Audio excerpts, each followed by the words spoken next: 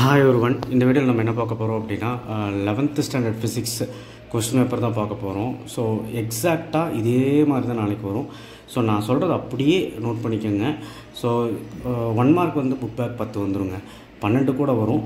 நீங்கள் பயப்பட வேண்டாம், 1 மார்க் வச்சு பாஸ் பண்ணிடலாம்.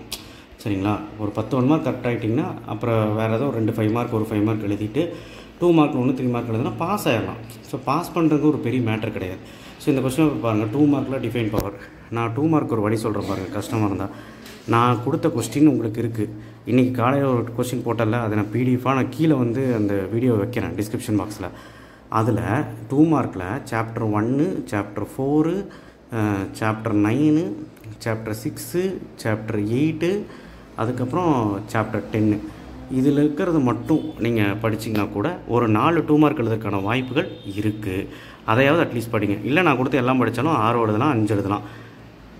Define power, why moon has no atmosphere 9வது lesson, principle of homogeneity easy. So சம்மும் கூட ஈஸியாக தான் கேட்டிருக்காங்க. கிராவிடேஷன் ஃபீல்டு எப்படியும் வெக்டார் வச்சு ஒரு சம்மு வந்துடும். நான் சம்மு வீடியோ போடுறேன். Define 1 newton, what is epoch, particular is in circular motion with angular speed அப்படின்னு சொல்லிட்டு கம்பல்சரிவாக சம்மு கேட்டிருக்காங்க. செகண்ட் லெசன் தான் இது.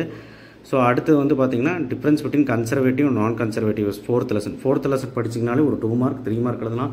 ஸோ அதுதான் சொன்னேன். சரிங்களா? இப்போ 3 மார்க்கு வழி சொல்கிற மாதிரி அதே மாதிரி தான். சாப்டர் 1, சாப்டர் 3, சாப்டர் 4,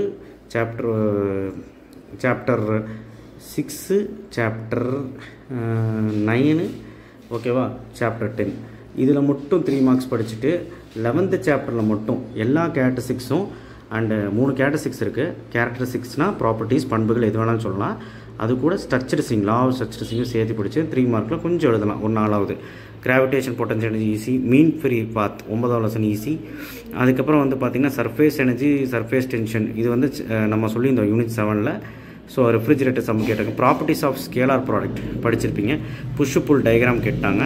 ஸோ அதே மாதிரி ஒரு சம்மு, கம்பல்சரி சம்மு தான் கேட்பாங்க. ஸோ சம்மு நம்ம போட்டுடலாம் சீக்கிரமாகவே.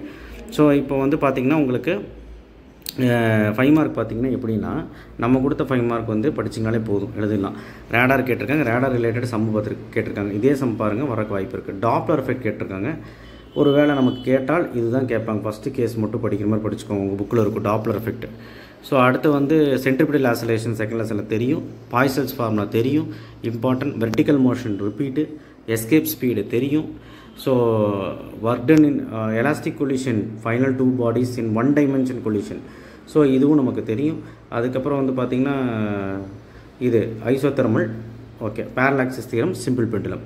ஸோ நம்ம வந்து இங்கே கொடுத்துருக்க கொஷின்ஸ் நீங்கள் படிச்சிங்கனாலே நாளைக்கு 5மே எழுதலாம். சரிங்களா? ஸோ என்னெல்லாம் அப்படின்னு பார்க்கும்போது ஃபஸ்ட் லெசனில் triangular method, radar method, types of error, அந்த சம்மு எக்ஸாம்பிள் நம்பர் 1.15. அதை விட்டிங்க அப்படின்னா second lesson centripetal acceleration, scalar vector property, triangle of addition. Third லெசனில் angle of repose, banking of tracks, linear momentum, அதெல்லாம் படிச்சிங்கனாலே போதும். அதுக்கப்புறம் சென்ட்ரிபிட்டல், சென்ட்ரிஃபியூகல். அதுக்கப்புறம் 4th லெசன் எடுத்துக்கிட்டிங்க அப்படின்னா ஒர்க் எனர்ஜி பிரின்சிபல் முடிஞ்சால் பாருங்கள். நான் 1 டைமென்ஷன் கண்டிப்பாக வரும். பவர் வெலாசிட்டி ரிலேஷன் கேட்பாங்க. பவர் வெலாசிட்டி ரிலேஷன் கண்டிப்பாக கேட்பாங்க, பார்த்துக்கோங்க. அப்புறம் சாப்டர் 5ல் parallel axis theorem, perpendicular axis theorem பார்த்துக்கோங்க, அவ்வளோதான். அதுக்கப்புறம் பெண்டிங் சைக்கிள் பார்த்துக்கோங்க. அதுக்கப்புறம் வந்து பார்த்திங்கன்னா rod, moment of finish of rod பார்த்துக்கோங்க. ஸோ அடுத்து 6வது lesson g with latitude, altitude, depth முடிஞ்சால் பார்த்துட்டு எஸ்கேப் ஸ்பீட் பார்த்துருங்க.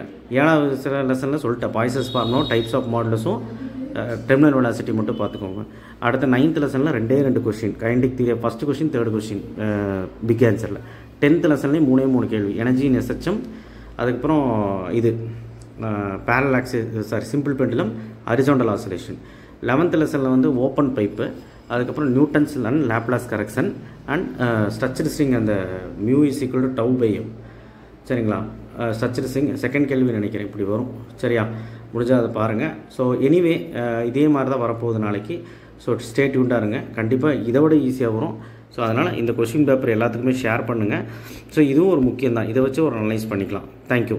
ப்ராப்ளம்ஸ் வந்து கொஞ்சம் நேரத்தில் போட்டுறேன். தேங்க்யூ.